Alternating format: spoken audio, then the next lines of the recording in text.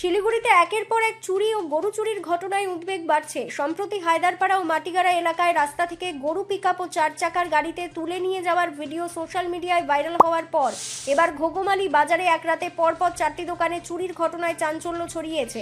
জানা গিয়েছে ভক্তিনগর থানার অন্তর্গত আশিঘর আউটপোস্ট এলাকার ঘোগমালি এম বাজারের উল্টো দিকে গভীর রাতে একটি হার্ডওয়্যারের দোকান, একটি ঘড়ির দোকান, একটি টেইলারের দোকান ও একটি গ্যারেজের তালা ভেঙে দুষ্কৃতীরা চুরি চালায়।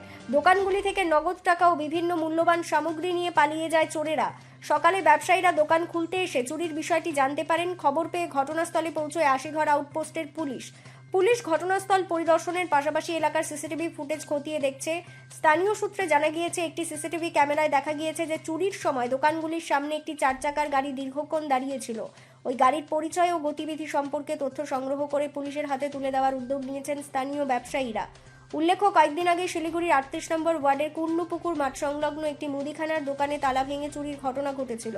সেই ঘটনায় এখনো কোনো কিনারা না হতেই ফের একাধিক দোকানে চুরি হওয়ার আতঙ্ক ছড়িয়েছে ব্যবসায়ী মহলে।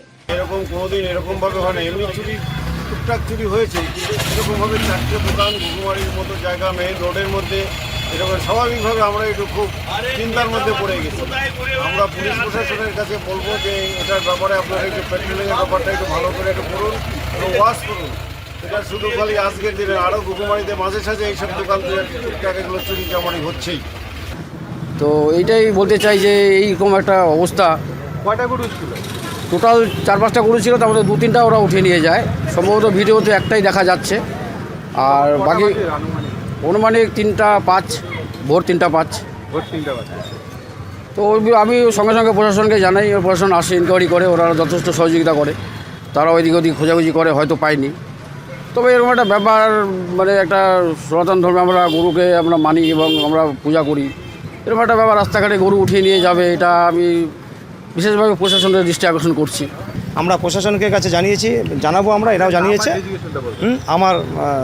আমি নরেন ঘোষ, আমি একটি সংগঠন ভারতীয় জনতা পার্টিতে যুক্ত আছি। আমি হিন্দু হিসাবে আমি এর প্রতিবাদ করি যে এরকম যাতে গোমাতাদের আর এভাবে না নেয়, তা প্রশাসন যদি ধ্যান দেয়, আর আমরা তাকে সহযোগিতা করব, প্রশাসনকে আমরা সহযোগিতা করব। ব্যবসায়ীদের একাংশের অভিযোগ, এলাকায় মাদকাসক্তদের দৌরাত্ম্য বেড়ে যাওয়া এই ধরনের অপরাধ বাড়ছে।